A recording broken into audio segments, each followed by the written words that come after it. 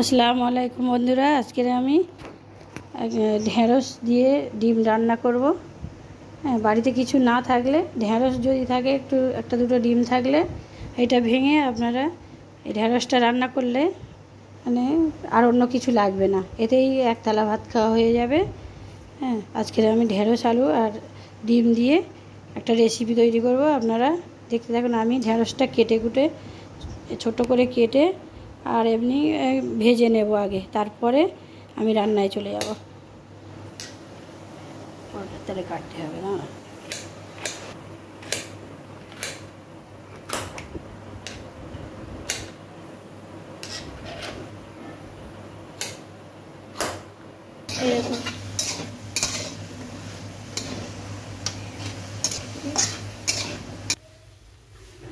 বন্ধুরা, আমি ঢেঁড়সটা ভেজে দিয়েছি। ঢেঁড়সটা ভাজা হয়ে এসছে, আটা আটা আছে বলে আমি একটু লেবুর রস দিয়ে দিলাম। লেবুটা দিলে কি হয়, এই আটাটা থাকবে না, এই আটা আটা যে ভাবটা থাকে সেই ভাবটা চলে যাবে ঢেঁড়সের। আমার ঢেঁড়সটা প্রায় ভাজা হয়ে এসছে। এবার আমি এটাকে বন্ধ করে দেবো, দিয়ে এবার আমি তরকারি রান্নায় চলে যাব। এটা আমি এবার ঢেঁড়সটা কীভাবে রান্না করব সেটাকে দেখাবো। এটা এবার বন্ধ করে দিলাম, এটা আমার ভাজা হয়ে এসছে। এটা আমি রান্না করতে চলে যাব। আর একটা কড়া পাশে বসিয়ে দিয়েছি, তো তেল দিয়ে দিলাম। একটু তেল দিয়ে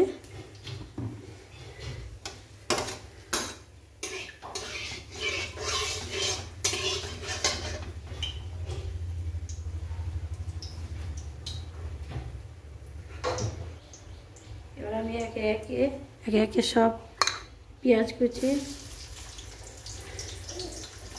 ঢেঁড়সে একটু পেঁয়াজ কুচিটা বেশি দেবেন, যেহেতু ডিম দিয়ে রান্না হবে, তো একটু পেঁয়াজ কুচিটা বেশি দিতে হবে।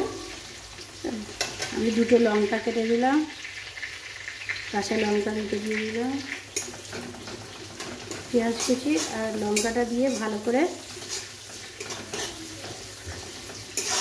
একটু কষে নেব। পেঁয়াজটা একটু লাল লাল হয়ে আসবে, তখন আমি সব মশলা এক এক করে দিয়ে দেব।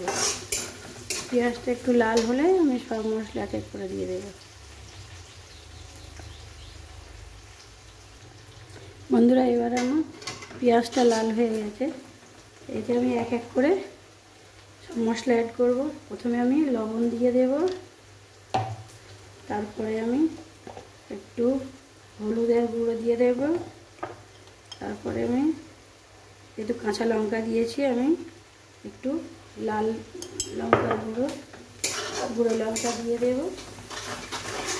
তারপরে আমি আদা রসুন দিয়ে দেবো দু চামচ আদা রসুন দিয়ে দেব, 2-2.5 চামচ মতো আদা রসুন দিয়ে দেব। এটা ভালো করে কষতে হবে, মশলাটা ভালো করে কষে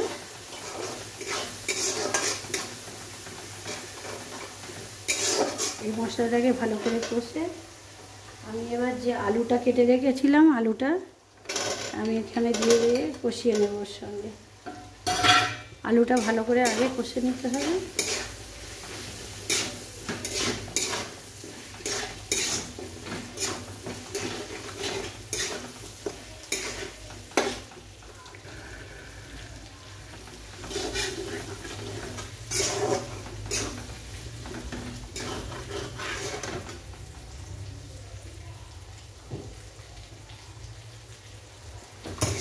ভালো করে অল্প অল্প জল দিয়ে আলুটাকে কষে দিতে হবে।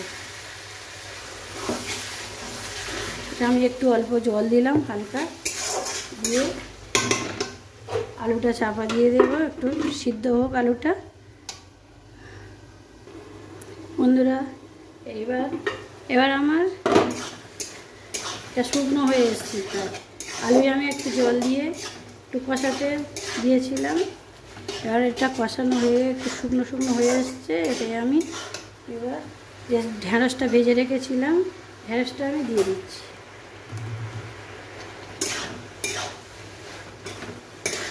ঢেঁড়সটা ভেজে আমি এর সঙ্গে ভালো করে কষে নেব। 5-7 মিনিটের মতো একটু কষে নিতে হবে ভালো করে। যেহেতু এখানে লেবুর রস দেওয়া আছে, আমি ভেজে নিয়েছি তো এটা ঘাঁটবে না, ঢেঁড়সটা একদমই ঘাঁটবে না। এর সঙ্গে একটু আমি চাপা দিয়ে কষে নেব। বন্ধুরা, এটা আমার কষা প্রায় হয়ে এসছে। এখানে এবার একটু আমি 2-3 চামচ মতো একটু বাদাম পেস্ট করা দেব।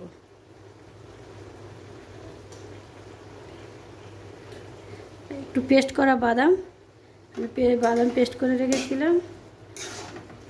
চীনাবাদাম আর কাজু বাদাম দিতে পারেন, যে কোনো বাদাম দিলে হবে।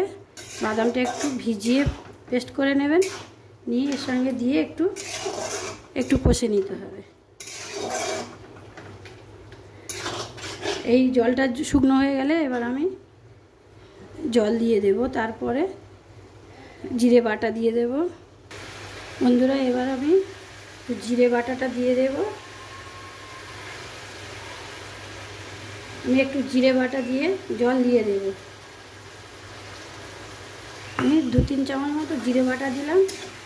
জিরে, মরিচ, সর্ষে বেটে আমি রেখেছি, এই বাটাটা দিয়ে দিলাম। দিয়ে এবার আমি এটাকে জল ঢেলে দেব।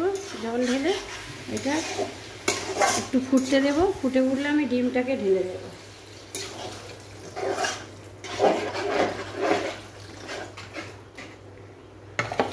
আমি জল ঢেলে দিলাম। জল ঢেলে এবার আমি এটাকে ফুটতে দেব।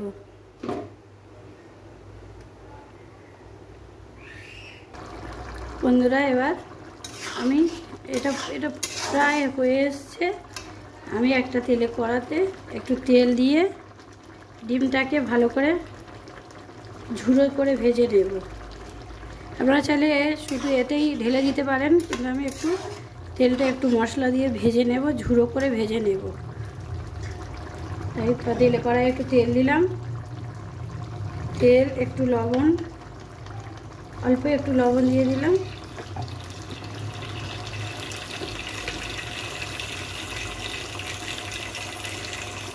একটু হলুদের গুঁড়া দিয়ে দিলাম, আর একটু লঙ্কার গুঁড়ো। এটা দিয়ে আমি ডিমটাকে ভালো করে, ডিমটা ঝুড়ো ঝুড়ো করে ভেজে নেব। এতে ডিমটা ঢেলে দিলাম।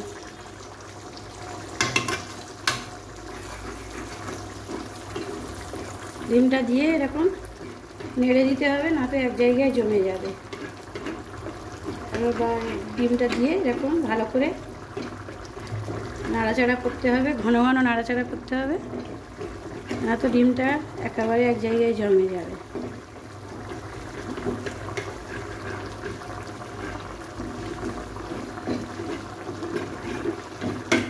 এবার আমি ডিমটাকে ভালো করে ঝুড়ো ঝুড়ো করে নেব।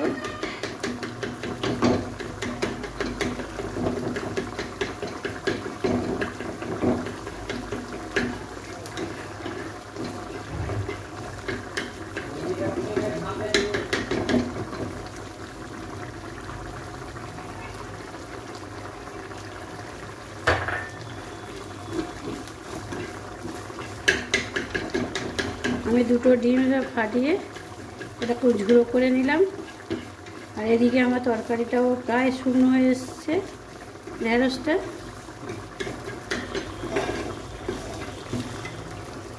আমি গ্যাসের ফ্লেম অফ করে দিলাম। আমার ভাজা হয়ে গেছে। এটা এবার আমি ঢেঁড়সের উপরেই ঢেলে দেব।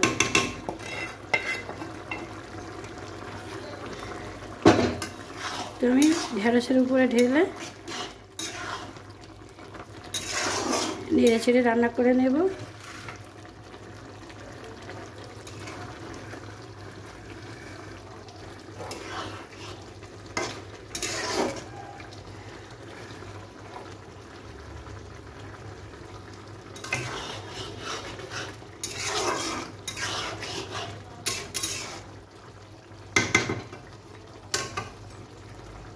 এটা একটু ভালো করে ফুটতে দেব। ফুটে শুকনো হয়ে গেলে এটা আমি একটা বাটিতে সার্ভ করে নেব।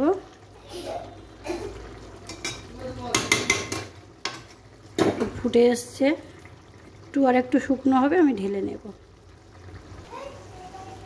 বন্ধুরা, আমার এই তরকারিটা রান্নাই হয়ে গেছে, ঢেঁড়সটা রান্না হয়ে গেছে। এটা আমি এবার বাটিতে ঢেলে সার্ভ করে আপনাদের দেখাচ্ছি কত সুন্দর।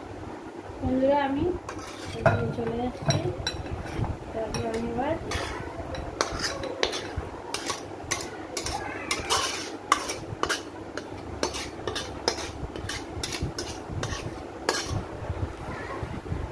এটা সুন্দর করে ঢেলে নিলাম। এটা ঢেলে আমি ভালো করে সার্ভ করে নিলাম।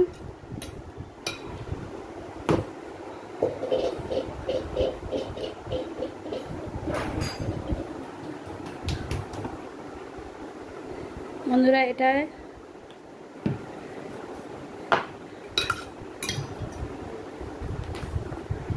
এতে এবার আমি একটু জিরে মরিচ গুঁড়ো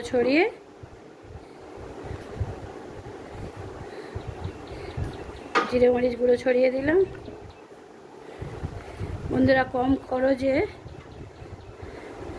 এত সুন্দর একটা রান্না, কম খরচ, কম মশলাও কম, বেশি মশলাও না, আর তেমন খরচও না, কিন্তু এটা খেতে দারুণ টেস্টি। হ্যাঁ, আপনারা করে খেয়ে দেখবেন। আমার রান্নাটা যদি ভালো লেগে থাকে তাহলে আপনারা লাইক, কমেন্ট, শেয়ার করবেন, আর আমার পাশে থাকার জন্য আমার চ্যানেলটা সাবস্ক্রাইব করে দেবেন। আসসালামু আলাইকুম।